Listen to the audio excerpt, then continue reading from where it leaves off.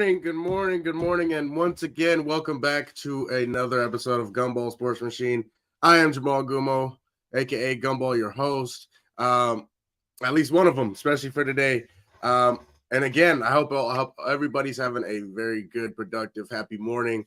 Hope everybody had a good night last night, good day yesterday, and yeah, it was interesting game last night. But not alone to review this game. First, bringing in Kev. Kev, what's going on? And it's not just us. We somebody back last week have some more family. Brother Michael. Oh, okay. Appreciate it, gang. What's going on? Hey, with the live audience too, bro. Right, you got the live audience too. Hey, bro. Hey, way to make an entrance, bro. Kevin, you don't like his entrance or what? He's just saying. It's too early for this, bro. And, bro, buddy, it is. It's 1 o'clock in the afternoon over here. Been up for 12 hours, gang. Bro, I've been up since like 7:30, bro. I'm ready to go, bro. I'm fired up, bro. I'm not gonna hold you. I'm ready. Sorry. Have one of those moments. Anyways, every morning, every show, we start off with going over the top sports stories of the day in the first segment called Something to Chew On.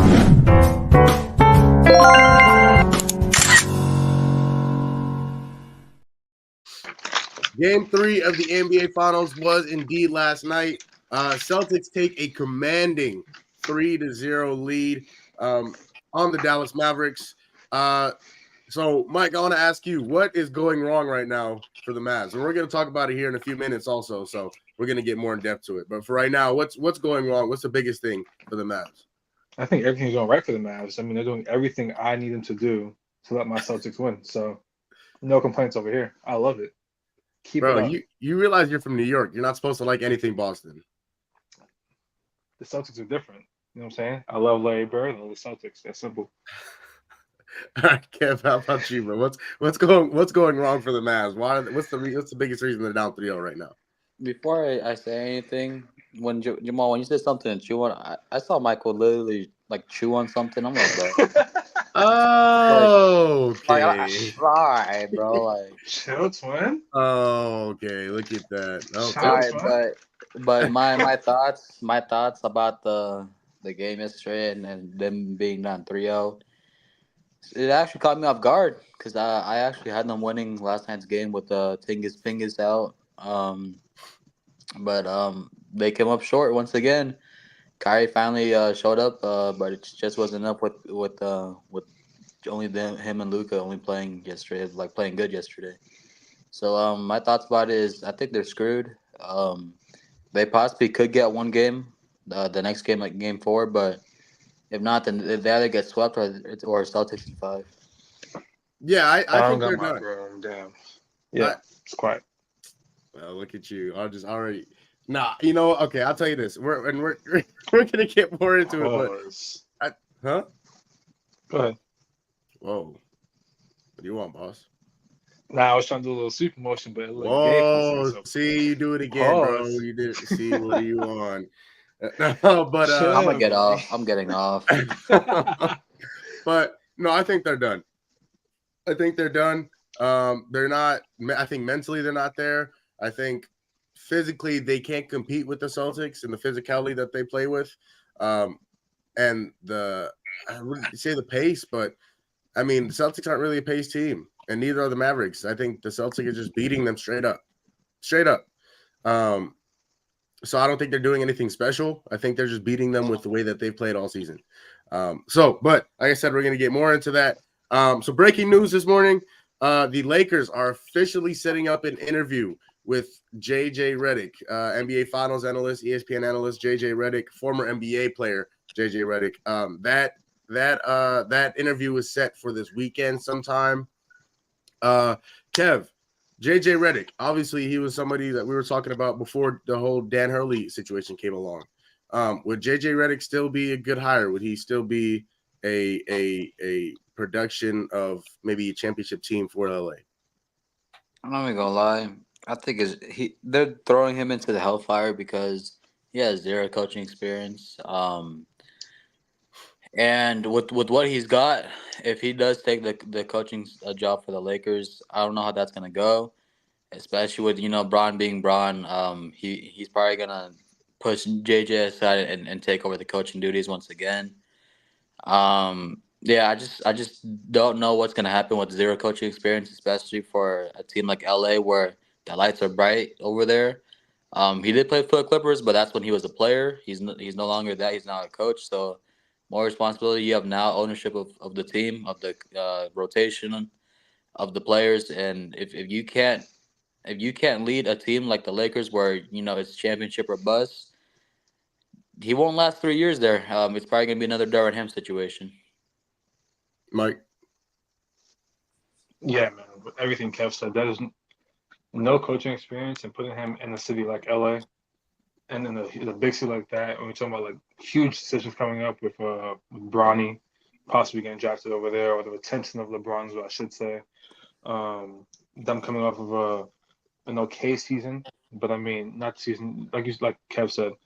For LA, it's always been they're one of those teams where it's like, especially the Lakers, it's either we're in the finals or we're trash that year. That's it. That's how everyone sees them. That's how the fan base sees them. That's how the world sees them. And so if you're gonna put someone with no coaching experience in a city like that, you're honestly setting him for failure.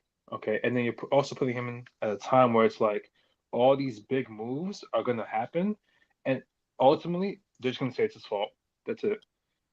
If LeBron was to retire tomorrow, they're gonna say, "Oh, it's because he didn't like Redick as a coach," or if they don't draft Bronny, they're gonna say it's because of him. Like he's gonna be the scapegoat for everything, and I think it's because he has no coaching experience. There's a lot that comes with it. It's different from being a player to being a coach. There's a lot that comes with it. You have to be tactful with your words, but with your decision making as well. And I mean, there's only but so much you'll learn as an analyst that can flow over to being a coach itself. You know what I'm saying? Now, you can know all the plays. You can know how Boston is playing all year, and you can know everything. But the difference between knowing everything and being a master of everything is how you perform when you're under stress. It's how you perform in the third quarter when you're down by 20. Can you make the same decisions that you would call out as an analyst during the game as a head coach?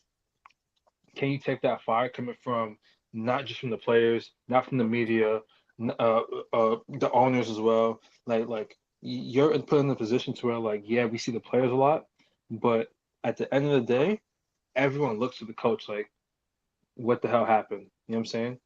So I think that's a bad position to put himself in. If I was him, I was taking that job. No amount of money is worth that fire that's gonna come with it. Yeah, and you both make extremely good points, especially when it comes to the pressure that being the head coach of the Los Angeles Lakers comes along with. The thing with the Los Angeles Lakers, how do I say? Okay, obviously it's either because they have 17 championships of all time. That is tied currently with the Celtics, which will change here within the next few days. The Celtics will pass them, but they are, I guess, second now with 17 in NBA championships. So it's always going to be a championship or bust year for the Lakers, just because of their history, their legacy, and what they've always been able to do. Especially when you have LeBron James. And I think with them, it's a very short window. I think them and a lot of other teams, they have a very short window before they're really bad again for a long, maybe not a long, but a few years, in which you're picking in the top tens, maybe the teens. Early teens. I think it's the Lakers. I think it's the Suns. I think it's the Bucks, and I think it's maybe Philly, depending on what they got to do, what they're gonna do. But Definitely with Philly. these teams, it's a short window. It's a short window in which you have it to go win a championship, right? And I say with the Lakers is because LeBron's getting old. LeBron's getting old, and once LeBron retires, it's just gonna be Anthony Davis. And now because of the Lakers, people are gonna want to go play for him. They want to go. They want to go to play for the Lakers. They want to go live in LA. They want this. They want the spotlight. So I think they're going to have opportunities to go and win and bring in free agents that could really help them, especially build around LeBron and AD. But JJ Redick is going to have to make that work. JJ Redick obviously knows his stuff. He knows basketball to the terminology standpoint, to the technological standpoint. But can he be a leader of men? Can he lead a team? Can he glue the team together? Keep them together. When things go bad, can he keep them together? When things go good, can he keep them on pace? Can they keep them on the right track to get to the end goal that they want to be at? That's the biggest thing. I'm not worried about JJ Redick and his knowledge of basketball. It is extremely high. He has the knowledge of basketball who can be a good coach in this league. Can he be the leader of men that the Lakers need to keep them in order to get to a championship? That's my biggest worry about JJ Redick. I don't know if he has that. I mean, I guess we would have to find out if he does get hired. But with JJ, it's you have to, especially coaching a guy like LeBron, who's mentioned as the greatest player of all time, and Anthony Davis, who's one of the 15 best players in this league. So those are two big egos that you have to keep together, along with the role players that you're going to bring in. Are you able to do that? So we're gonna have to see. But some potential. We're gonna get into some more NFL news later. But I thought this was interesting. There are some potential NFL trades that can go on, and we talked about it a little bit. Brandon Ayuk, the receiver for the 49ers, is looking for a new contract and could possibly get traded because of that new contract, and they wouldn't be able to pay everybody in San Fran. So one of the possible trades was Brandon Ayuk to the Chargers for for Joey Bosa and a second round pick. Joey Bosa was asked about that, and he said, "Yeah, it would be cool to play with my brother." So, Kev, I want to ask you: would Brandon Ayuk be a good fit in LA, and would Joey Bosa be a good fit in San Fran with his brother? I think it's a trade that is rare, but it's a good trade for both teams. And here's why I think why. I think if the Niners are able to pair up Joey and Nick, that could be the best edge pass rushing duo in the league, in my opinion. Because before Nick came into the league, Joey was phenomenal as a rookie. He played very well, and I think if you pair up the two Ohio State Buckeyes brothers again, it would be very nice, especially for that defensive side of the ball. And on the offensive side of the ball for the Niners, if you lose someone like Ayuk, it's a big blow, especially with Debo getting banged up here and there throughout the season. But you still have George Kittle. You still have one of the most explosive running backs in the league, and you still have a very decent O line. But and then for the Chargers standpoint, I mean, you bring in someone like Ayuk, that he slides into the number one receiver right away, especially after losing Keenan Allen. And then you have Justin Herbert still. You have you drafted a bunch of receivers. Brandon Rice, Lad McCowney, and then you bring in Jim Harbaugh. Like I think with that offense, you bring in Ayuk, it's gonna gel well, and I think it might work out for both teams. Mike? Yeah, Kev. I mean, I think I think it'd be a good trade for them. I'll take that. I'll definitely take that take because the chemistry that's gonna be had on the 49ers team, bringing in Bosa, is gonna skyrocket.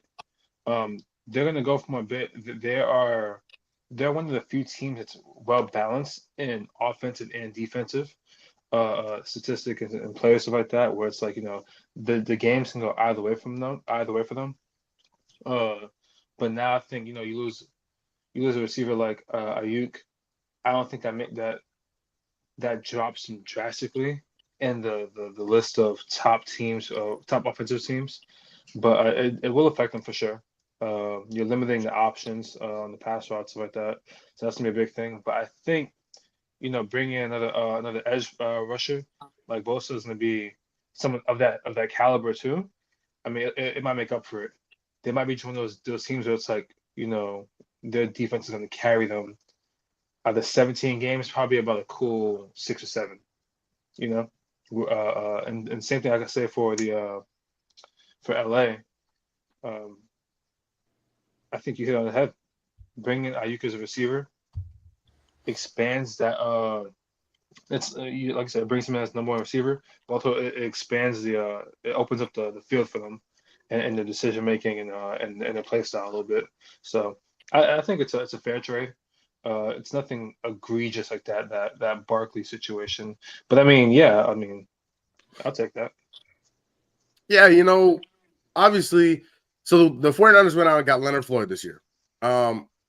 Joey Bosa would be a very huge addition to that team, especially on the defensive line, just to make that defensive line even better. With Nick Bosa, Leonard Floyd, and Joey Bosa, because that defense is ridiculous already. But I think the trade would impact the Chargers the most, just because it gives Justin Herbert a wide receiver. I am not the biggest Justin Herbert believer in the world. I think he's a little overrated. He has the arm talent. He has the physical capabilities. But I just haven't seen him make the plays he needs to make throughout his career, especially in his playoff game against the Jaguars. So it would be very interesting. It would just be the second round pick that they're giving up in terms of the Chargers. It'd be the second round pick that they'd be giving up. That would bother me. That's a very high pick to be given up for Ayuk, who is a very good receiver, but I just don't know if I'd say maybe third or fourth. Yeah, that's what I was thinking too. Maybe a third or maybe a fourth round pick. But Ayuk is a very good receiver, so maybe he's worth it. But I don't know. We would have to see. But that's an interesting NFL topic. And lastly, for fun, I saw this earlier this morning. The last five number one overall picks. Rank them. Okay, so there's Cade Cunningham, Anthony Edwards, Victor Wembanyama, Paolo Banchero, and Zion Williamson. Who wants to go first? You want to go, Mike? Yeah, I'll go. I need you to give me them names one more time, bro. Go ahead. No, it's all good. It's Cade Cunningham, Anthony Edwards, Victor Wembanyama, Paolo Banchero, Zion Williamson. I'm putting Zion at number 5. Not gonna lie to you. Wait. Number 5. Before you continue, is this like right now or like they're like right now? The future. Okay. Right now, I'm putting Zion at number 5. Yeah. You know what? I would actually agree with that, but because we're looking from a future standpoint, it's gonna change in my list as compared to right now. If you are the worst team, who's the worst team? The Wizards.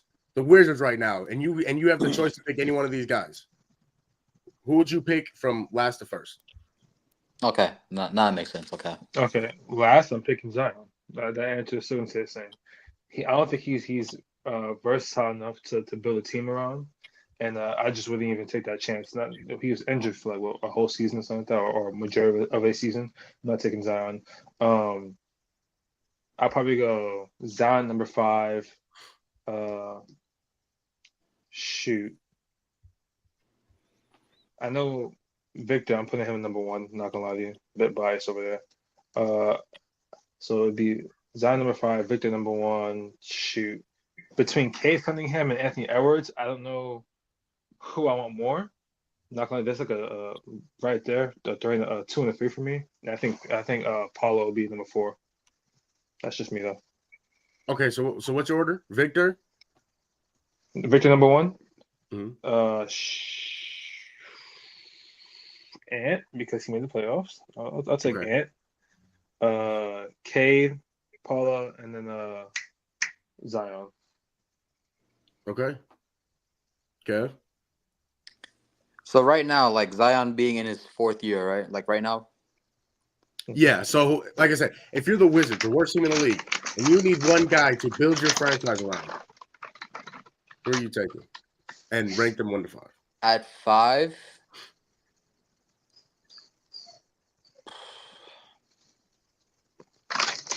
It's a toss-up with Zion and Cade, only because with those two guys, I think because Cade, he's been injured this year and last year for almost like multiple games, like a lot of games. Same could go for Zion as well. But I think this past season, Zion actually had a pretty healthy season. Yeah, no, he Um, played I think 75 games or something like yeah, that. so he Yeah, played a he played healthy a lot. amount of games. So for me, it's a toss up. But from what the Wizards, if I'm the Wizards right now, and I want to take the better player, I might lean towards taking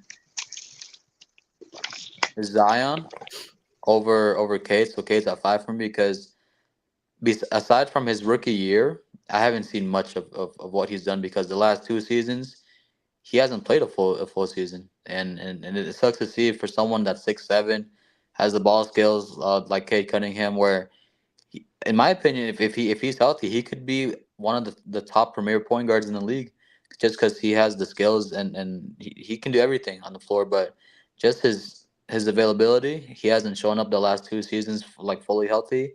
I'm gonna have him at 5. I'm gonna have Zion at 4. And the top three is pretty much self-explanatory for me. I got Paolo at 3. From the jump that he had from his rookie year to his sophomore year, this past season, it's phenomenal, especially in the playoffs against my team. Even though they didn't advance in the first round, from what I've seen, he played phenomenal. It looked like he was the only one that was willing to win and ball out on the offensive side of the ball. And from this jump from this past season, this season right now, and then into his third year, I think it's gonna be an even bigger jump. Him taking the lead role in Orlando down there. So I'm gonna have him at 3. I'm gonna have my boy Ant-Man at 2, and Wemby at 1. Yeah, my list is very similar to you guys's, except man, it's tough because I really like Cade. I really like Cade Cunningham, but he just has to stay healthy.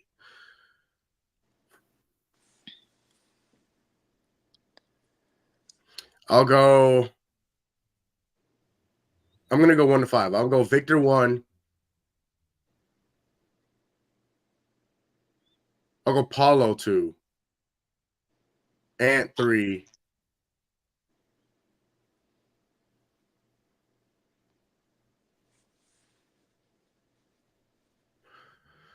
Zion 4, Cade 5. So I'll go Victor, Paulo, Ant, Zion, Cade. So basically the same list as me, except you just had Paolo and switch. Yeah. Yeah, the reason for that is because I really like Paulo. I think I love his size, being 6'10", being the fact that he can move that fast, he can He's shoot kind the of three built like ball. LeBron.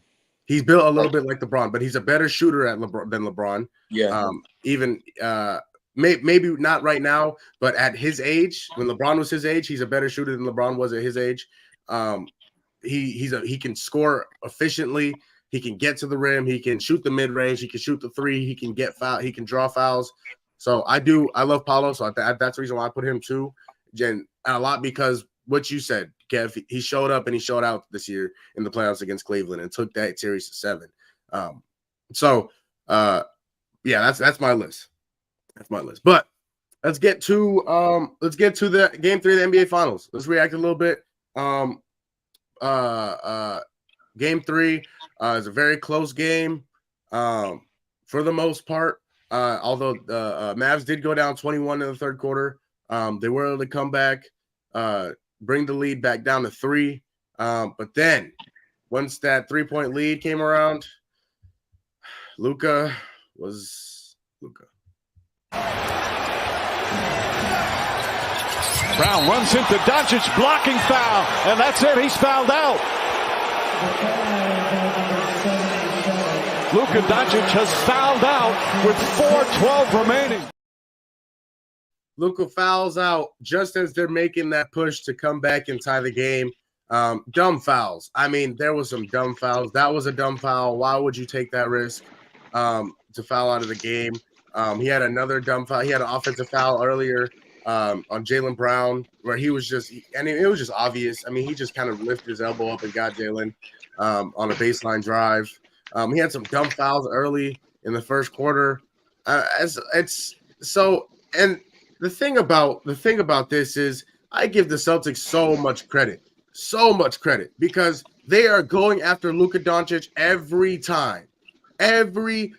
Jason Tatum gets Luka one-on-one. He takes it. He's not passing the ball. Jaylen Brown gets Luka Doncic one-on-one. He takes it. He's not passing the ball. That's one of the reasons for Luka Doncic fouling out of this game, and one of the reasons why they won this game, because it's a 3-point game at that point. After that, the Celtics went on a 13-8 run, or 13-9 run. In that run, Kyrie Irving had 4 points. 4 points. He's supposed to be the best closer of all time. You give me 4 points in a moment like that. Your best player goes out. You're supposed to be the number one. You give me 4 points. So, I mean, it's tough. It was a 6-point game, 93-87. Dallas was making a huge run. And then, honestly, what I really think stunted that run was when Kyrie got fouled on the 3 when it was 93-87. Because he got fouled on the 3, but he went and made all 3 free throws. But that, I think, completely stunted the momentum, as well as Luka fouling out of the game. Because say Kyrie hits that 3, doesn't get fouled, the crowd goes ballistic. They're getting back on defense. They're hyped up. They're ready to go. But now they got to wait for Kyrie to hit all the free throws, and now they're letting Boston catch their breath and all this. So, and that's not something either the team can control. Them getting fouled. So I'm not like blaming it on Kyrie or anything like that, but I just think that's kind of what stunted the Mavericks run, and I think the Celtics did that unintentionally, involuntarily, which kind of like held them off for a little bit. And then right after that, Jaylen Brown comes down, draws a foul on Luka. Luka's out of the game. And Mike, before I get to you on your reaction to the finals, they're down 3-0, but Luka says it's not over till it's over. Yeah, I mean, like I said, it's not over till it's over. So we just gotta believe. Like I always say, it's first to 4. We're gonna stay together. We lose together, we win together. So we gotta stay together.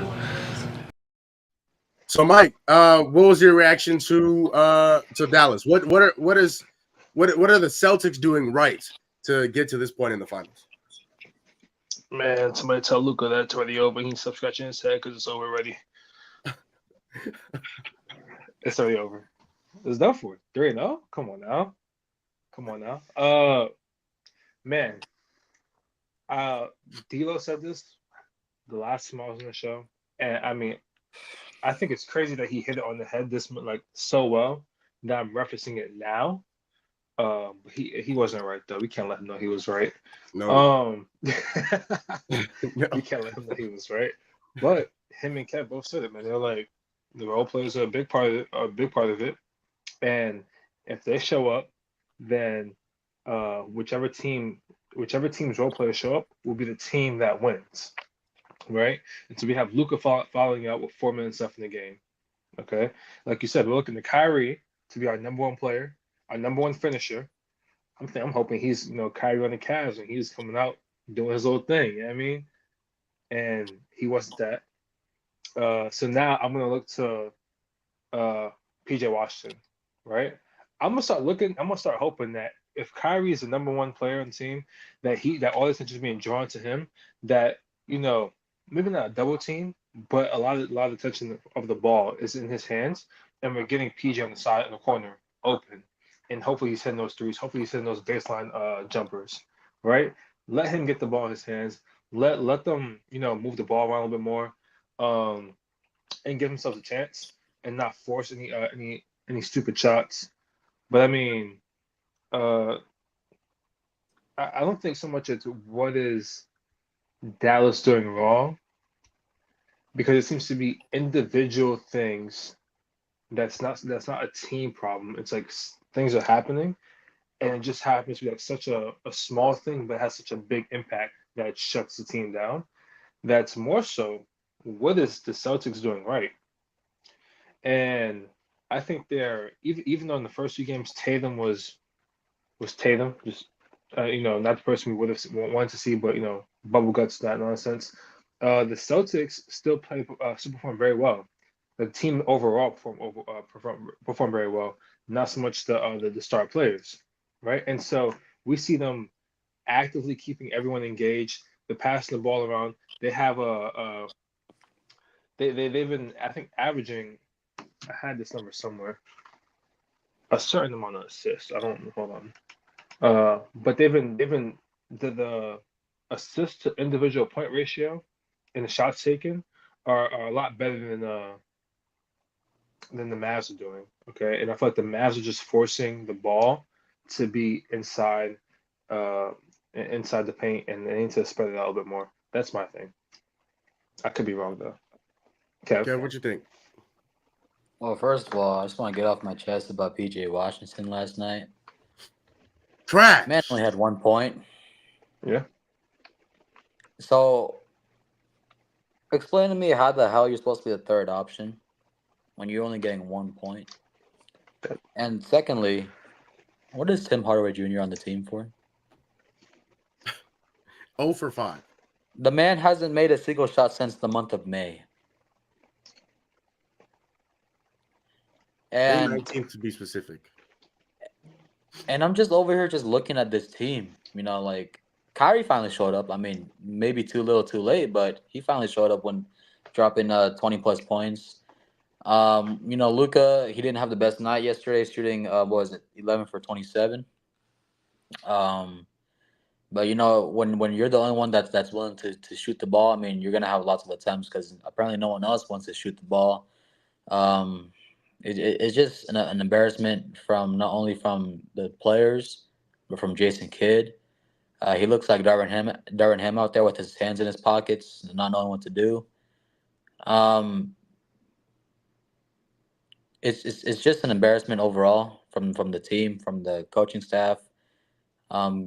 Joe Mazzulla and the Celtics are just outplaying them in every single aspect of the ball game. From defense, from offense, from tip off to the end of the game. Like it's not looking like, you know, an even matchup out there. And like we've been saying this the whole entire time before finals started and until now. The role players need to step up. And whichever team has the role players that are stepping up, that team is gonna win the series. And the Celtics have been showing up, showing out every single time. Tatum finally dropped 30 points. That's good for him. That's good for his morale. Good for his confidence.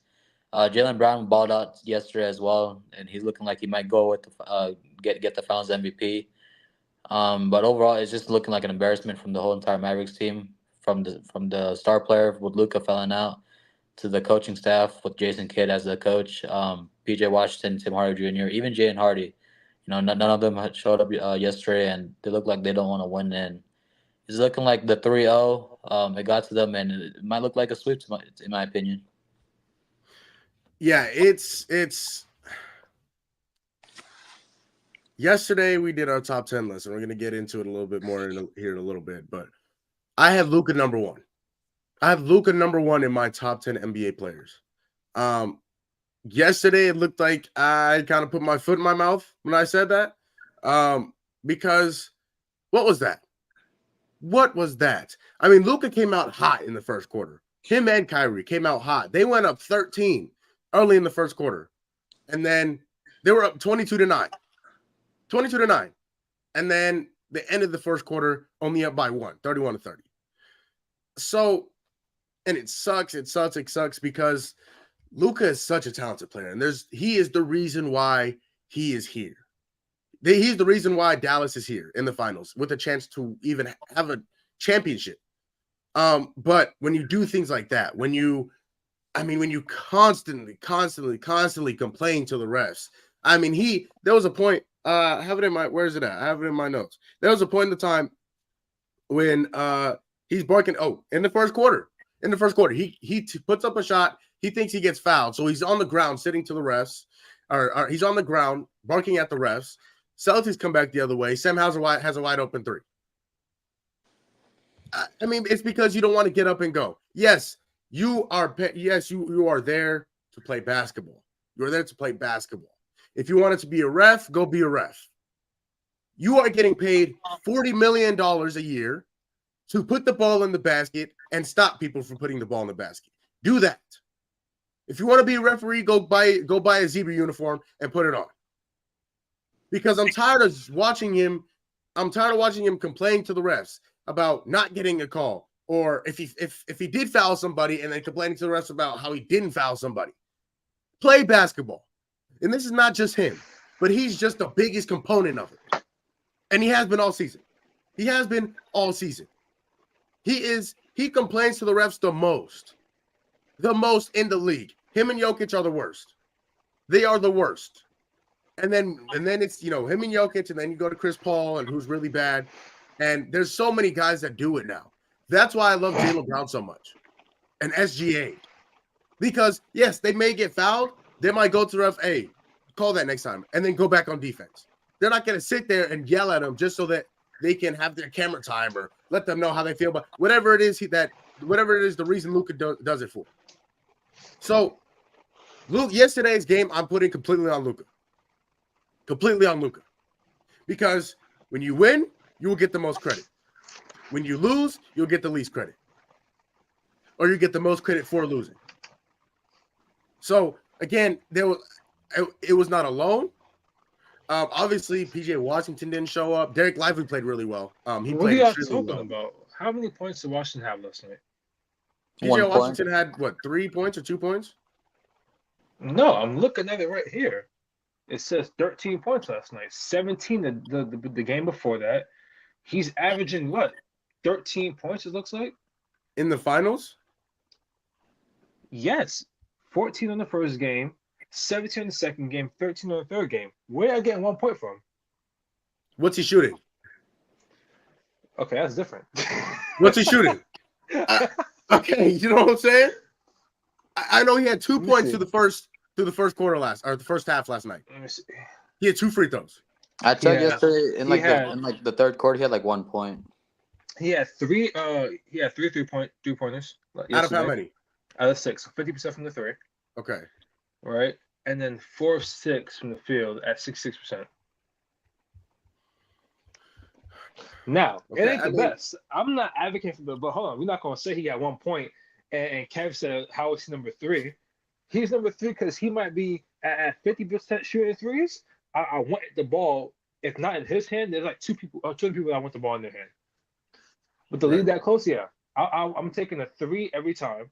Now, I'm hoping that they foul him at the 3 and give him and he shoots those 3 points. But I'm still keeping him at number 3. But here's the thing. Here's the thing with him. So I watched the game. So I wasn't able to watch the game last night. So I woke up this morning and watched the game before the show. Down the stretch, Kyrie, as soon as this first play, Luka comes out, right? The first play, Luka fouls out. Kyrie comes out and hits a jumper. 2-point game, a 1 point game. So I'm thinking, so Kyrie's gonna take over. This is his moment. This is 2016 finals all over again, right? So he's coming around, hits a jumper. Okay, bet. They come down. Boston gets a layup. They go back down. Derek Lively gets a dunk. I'm like, okay, now it's getting kind of close, right? They go down, and then I think it's a 5-point game. Boston extends it to a 5-point game. PJ Washington hits a 3. I'm like, okay, here we go. It's still close. And then Boston just runs away with it. Kyrie takes a dumb 3 late with Al Horford on him with 6 seconds left on the shot clock. PJ Washington misses a 3 down the stretch. So just some unfortunate shots, some unfortunate situations for Dallas. But Boston is just a better team. Boston is a better team. Straight. I mean, we knew that. Yeah. I said that. I mean, I should put money. Oh, what we put money on? Was it the Celtics game? No, so wasn't it? What did we put money on? I feel like it was $50. Because I mean, it did sound like $50, but bro, I don't know. Remember, we both picked Boston to win. I just don't know what the bet was. Yeah, I can't remember. I'll go back and look. We'll go back and look. Yeah, we'll go back and look. You know how to take my payments, money, push-ups. You know what I mean? Cash, grass, or what? I do remember when we had the finals, the series predictions. I do remember myself saying Celtics in 5. Yeah. You did say Celtics in 5. I said Celtics in 7. And Michael, what'd you say? Celtics in 6. Celtics in 6. Yeah, I tried to give the Mavs 2 games. I was like, no, Luka have 1 game, Kyrie have a 2nd game, but that is not happening. Yeah, so if I was to bet with all you guys, I probably could have gotten the winner from the bet from that, huh? Oh, so smooth, but you are not allowed at the Red Giant Casino, so I mean, we're not gonna talk about that. But it's looking like the series is over. Who wins Finals MVP? Who deserves Finals MVP the most? Kev, I'll start with you. Jaylen Brown, no ifs, ands, or buts about it. Why? Well, you look from games 1, 2, and 3. Who has been the most consistent guy from the shooting percentage, from the stats wise, and from both ends of the court? It's Jaylen Brown. I mean, Drew Holiday had a good game too, but he had a quiet night yesterday.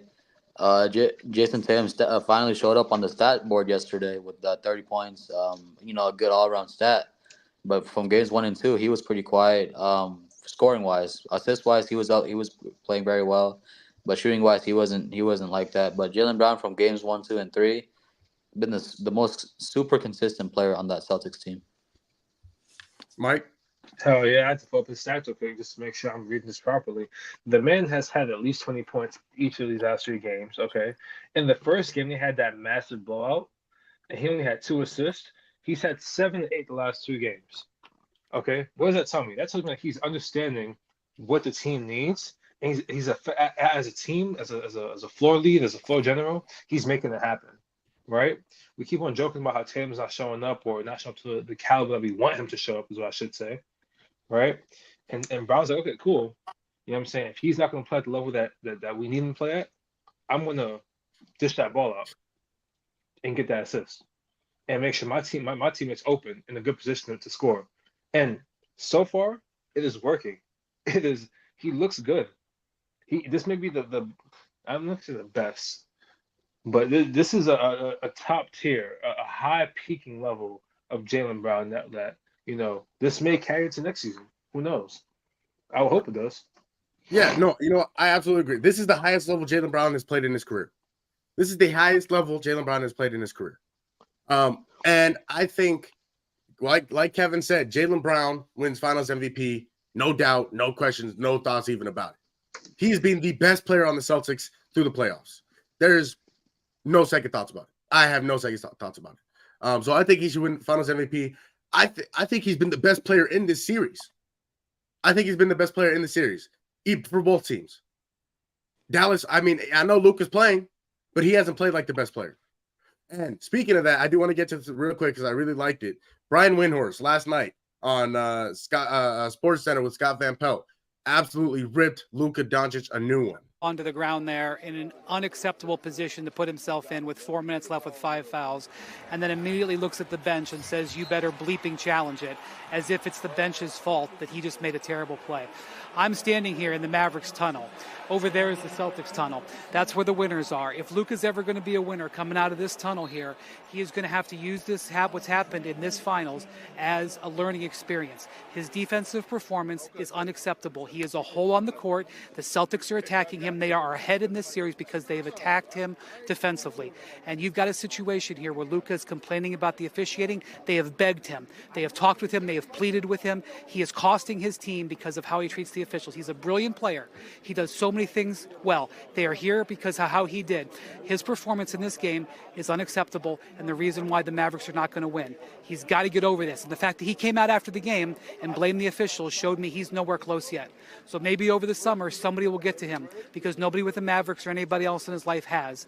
And that's where the Mavericks are at this point. They're never going to get to this tunnel with the trophy if he doesn't improve those aspects of his game. What have I been saying throughout the entire playoffs? What have I been saying throughout the entire playoffs? Attack Luka Doncic on defense. Attack Luka Doncic on defense. That's exactly what Boston is doing. And they're up 3-0. Attack Luka Doncic on defense. And the one game that the Minnesota Timberwolves did, they won. Attack Luka Doncic on defense. Attack him, attack him, attack him. He cannot play defense. There was a stat. Kevin put it in the group chat the other day. 13 times in one game, Luka Doncic was blown by in game 2. 13 times. Attack Luka Doncic, make him work on the defensive end. He's tired. He's not in the best shape in the world. He's definitely no LeBron shape. And he's definitely not in no Jason Tatum shape. Attack him. Attack him, attack him. Make him run, make him move. And you see what's the result of that is after Boston is up 3-0 in a dominating fashion. A dominating. And again, the referees, if you want to go referee, go put on a referee's uniform. Take off the Dallas one, though. Take off the NBA uniform and go put off a referee one. You are costing your team. That's what I've said the entire playoffs. Proof. There's proof. There's video proof of me saying attack Luka Doncic and stop arguing with the referees. And it's a big reason why they're losing right now.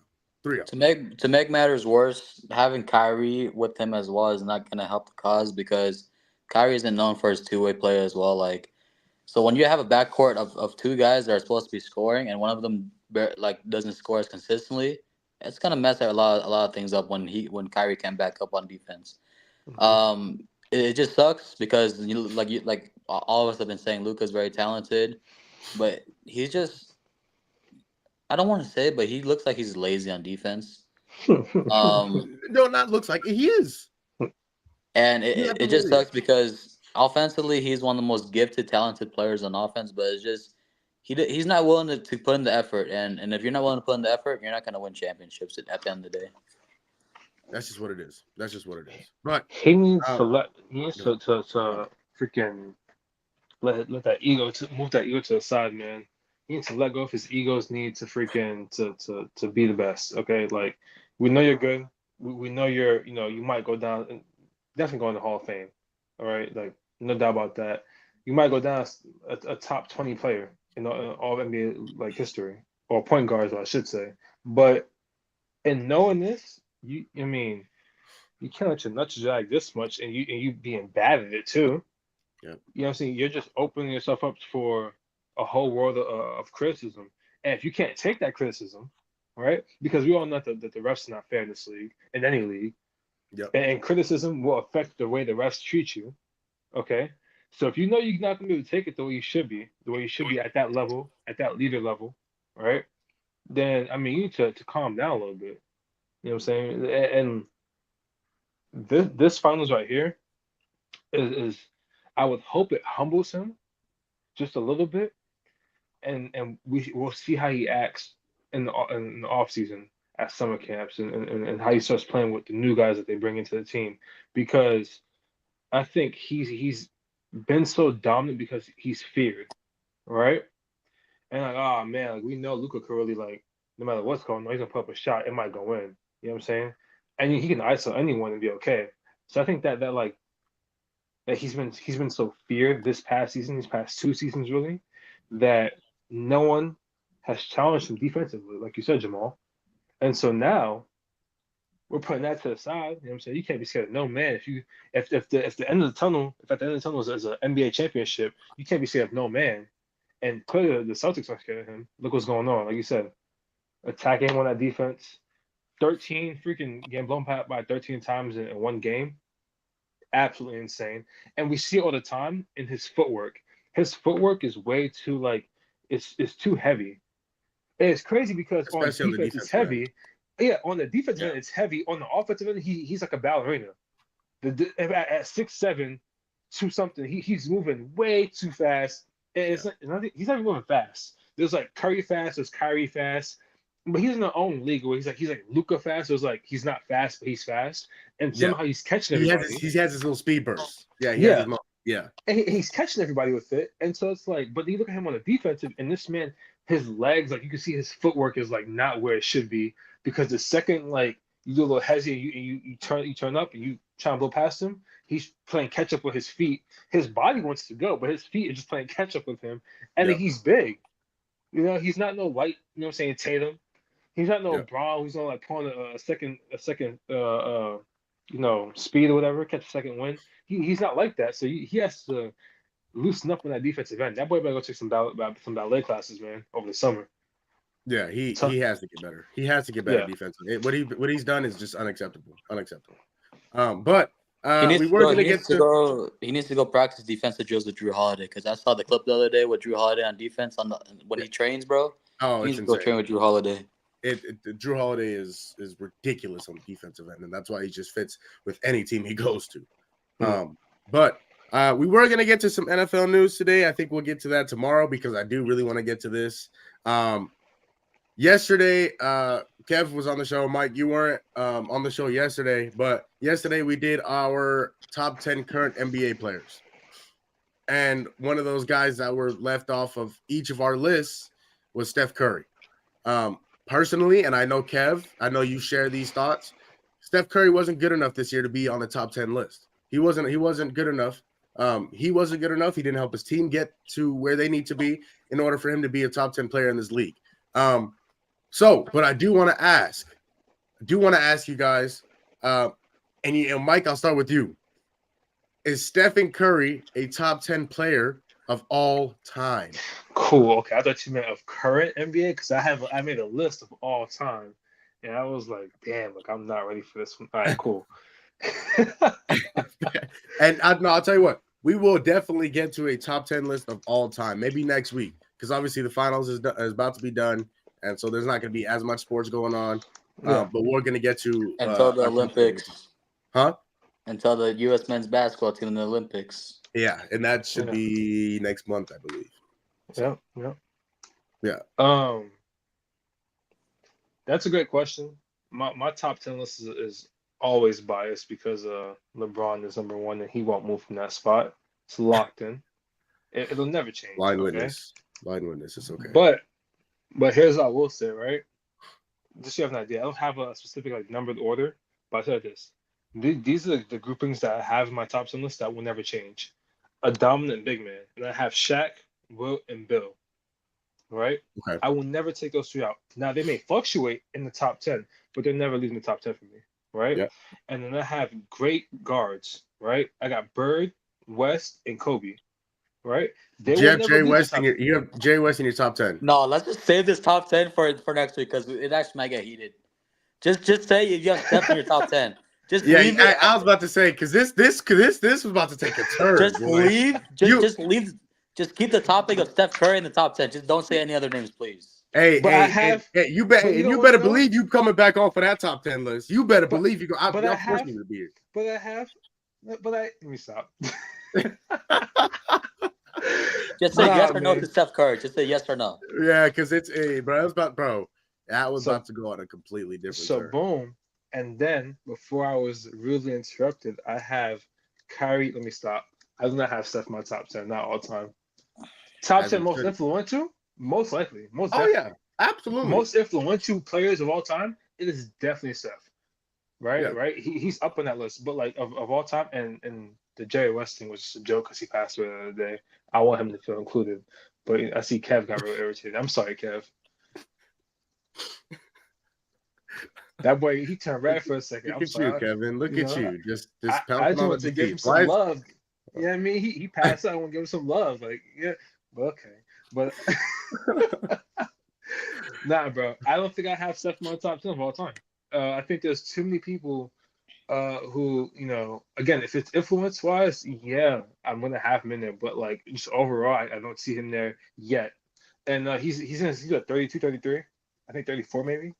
I forget, but he's up there in age, or he's getting there in age. He's 35. 536. 35, 36? Okay, cool. Yeah. See, that was way off. So 35, 36.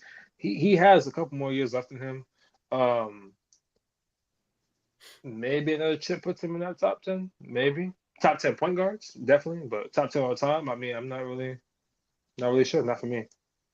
What you got? For me, there's no debate. He's not top 10 point guard of all time because he's top 3 point guard of all time, in my opinion. So that is no question about his point guard status. But of all time, of all players, no. He probably is with KD right now and like maybe around top 15, top 20 category.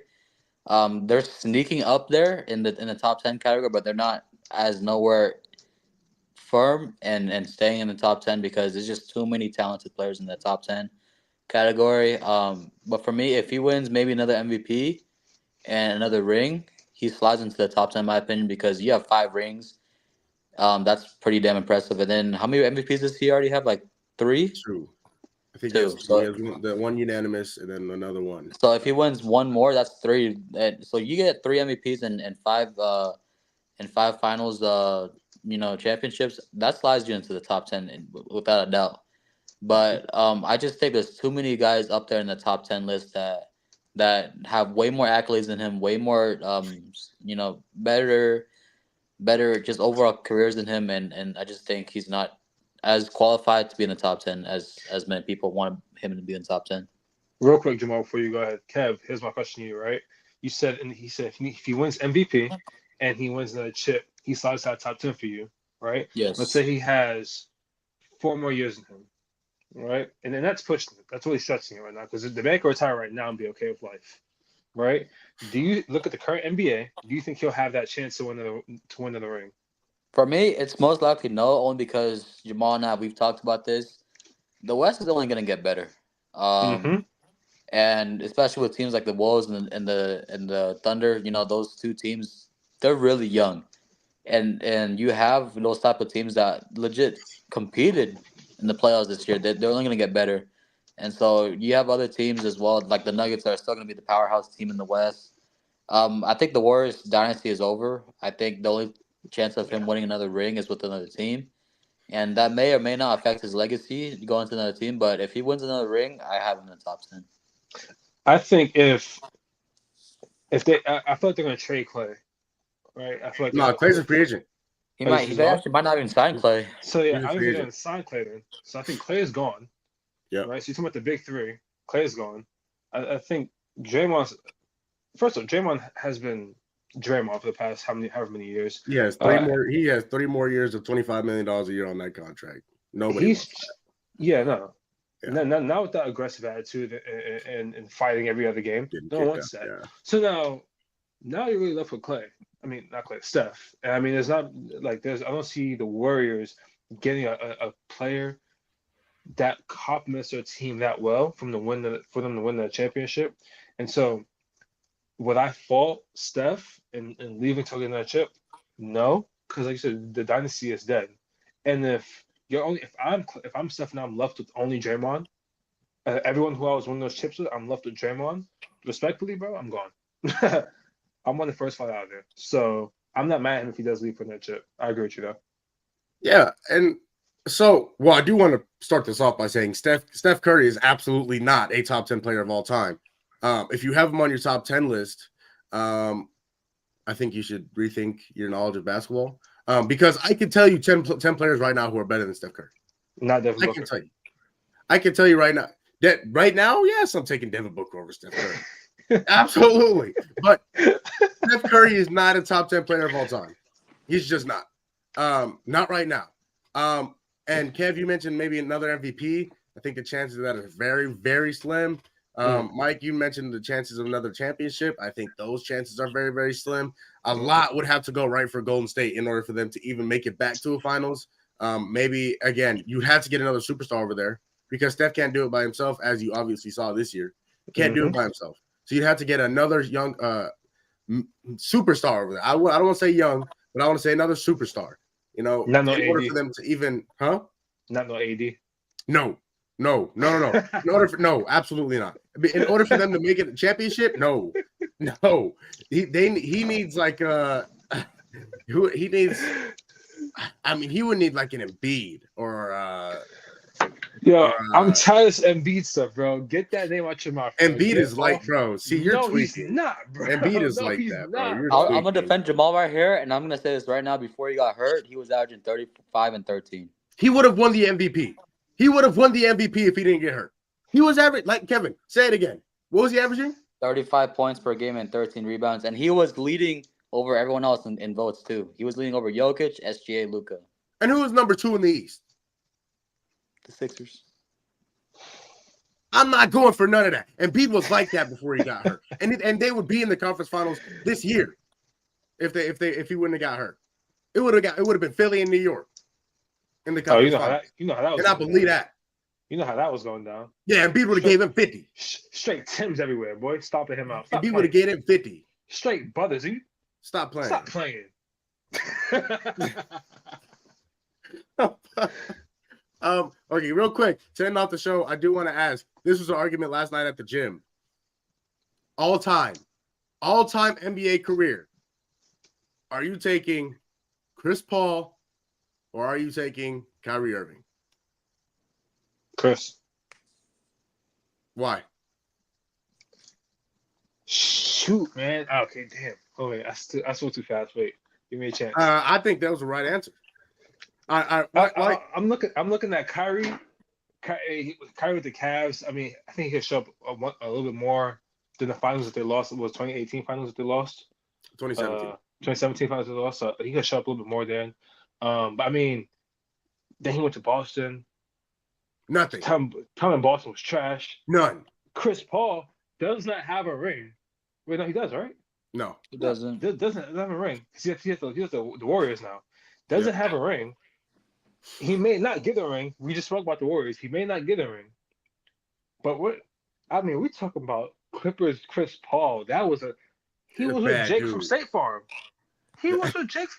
I mean, Kev, you take it. Mike, you did mention the Clippers Chris Paul, but you didn't mention the best version of Chris Paul. Charlotte or New Orleans. The New Orleans Hornets Chris Paul. Oh. The dude that averaged 22 points per game, 10 assists. And and 22 points per game in that generation, 05, 06, that's a lot. No, definitely. So it sounds like you take it Chris Paul too? The only thing Kyrie has over Paul is that ring. And it just sucks to see Chris Paul not having that ring because it would just look so good with his accolades being, having all those awards, all those All-Stars. Because there was once upon a time when Chris Paul was the best point guard in the league. Way before. Most definitely. This is before Steph took that spot, but there was once upon a time Chris Paul was like the best point guard for a good couple of years.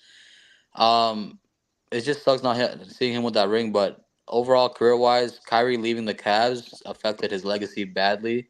Going to Boston, going to Brooklyn, and then now in Dallas. If only he was able to win another ring with Luka, maybe that could have helped out his cause for having a greater career than Chris Paul. But he still can. It's looking like it's not. But I do have Chris Paul. His career is a lot better than Kyrie from my point of view. It is Chris Paul, and it's not even close. Not even close.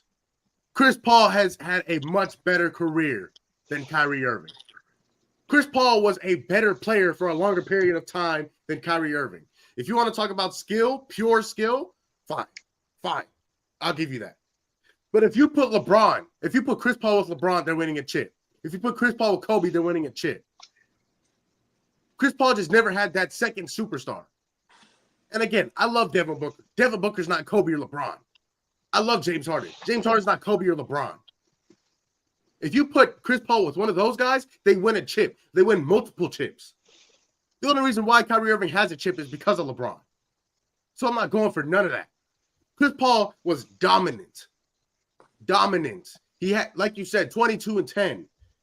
I mean, it's not even a debate. And he led the league in steals 6 times. 6 times. Led the league in assists 5 times. Kyrie has never done either of those. Either of them. One thing I like to add on too is one thing that Kyrie cannot ever take away from Chris Paul is the leadership that he has. Because Kyrie wanting to be a leader on his own right after leaving the Cavs, it just goes to shit. Yep. It goes terrible. Yep. I mean, it just doesn't make any sense because Kyrie is a very skilled player. But if you're building a team and you're starting from day one, I'm taking Chris Paul. Chris Paul is a 12-time All-Star, 6-time Steal champ, all 2005, 2006, all-rookie team, 9-time all-defensive team, NBA 75th anniversary team, 5-time assist champ, 11-time All-NBA, Rookie of the Year, and then All-Star MVP in 2012. I mean, let's have common sense. My father always told me, common sense ain't common, and apparently it's not because it is common sense. Chris Paul is better than Kyrie Irving. It's common sense. Just look at the game. Look at the eye test. Chris Paul is a top 5 or 6 point guard that's ever played this game. The IQ is crazy. Yeah, the IQ is ridiculous. One of the highest in this game. It's between him, Magic, and LeBron. It is common sense. Common sense. He was second in MVP voting in 2007 behind Kobe. 5th in MVP voting in 2008. 3rd in MVP voting behind in 2011. 4th in 2012. The thing is, I will say is maybe some people will take Kyrie is because they were born after 2015, maybe because they didn't get to see Chris Paul 10 years before 2015. Oh And yeah. I'll tell you the reason why this conversation was brought up. And I'm calling you out. So you can bring yourself on. Ricky said Kyrie Irving is better than Chris Paul all time. Skill wise, he is. He has a lot. Ricky? He's more skilled, but Chris Paul does have the better I'm career. not denying that. Chris Paul or Kyrie, I always said the two most skilled players that's ever played this game, Kyrie Irving and Kevin Durant, are the most skilled player that's ever played this game. But Kyrie Irving versus Chris Paul, it's not even close. Not even close. So, Ricky, I'm calling you out, bro. Kyrie Irving over Chris Paul. I say Kyrie KD Irving is over Chris fake Paul. crazy. I say KD is fake crazy. Katie, you're crazy. You're crazy. I've said it before. Even he was on the Suns. KD was the most skilled basketball player of all time. He is the most skilled basketball player of all time. Right behind him is Kyrie Irving. But Ricky brought this stupid because the conversation was, is Kyrie a top 10 point guard of all time? That answer to that question is no. No. And then I started naming point guards that are better than him. I brought up Chris Paul, and Ricky thought I was crazy. So Ricky, now you come on here, you talk that, whatever, that trash, whatever is spewing out of your mouth. That was heated last night. Damn near lost my voice talking about Chris Paul over Kyrie Irving. Stupid. I know you seen that. I don't know. You seen that clip? Randy Orton calling the other wrestler stupid. That's how I felt. Nah, the clip I was thinking is I was thinking you were the one uncle where you're like, that's why he's the GOAT. The GOAT. That's what I thought you would have been looking like right there. But no. Christopher Emmanuel Paul is a top 5 point guard you ever played this Whole game. government name is crazy. Full government is nasty. Yep. Word. Oh my goodness. Yep. Oh, I want to make sure everybody know that. Emmanuel. I want to Why be do you know specific. this? There's Why probably a do you few. know this, I'm looking at Basketball Reference right now. I'm not gonna lie. That boy said the full name, bro. Yeah. But that is gonna close out today's show. I hope you all enjoyed, man. This was fun. This is a great show. Lots of Game 3 I'm talk. looking forward to the NFL talk tomorrow, though. Yes. NFL news. Lots of mini camp news. People sitting out. People wanting new contracts. People just not going to camp just because they don't feel like it. Talk about number 8 in New York. Not sure what he's got going on. So again, you like to have New York's name in your oh, mouth. my bad, I bro. that. I didn't even. I noticed that. It's like you have nothing better to do out there in Phoenix, and you choose to just Hey, look you around know what? and find You know what? New York. That's my bad. I didn't specify what number 8. I was talking about the one in the Jets. For the Jets.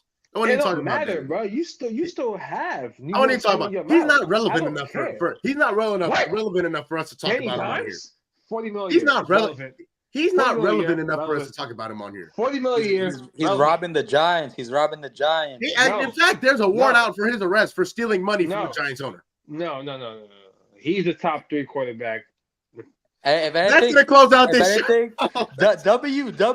Daniel Jones' agent. His agent fleeced the Giants. Dude, Yo. yeah, his agent is making so much money off of this guy just doing nothing.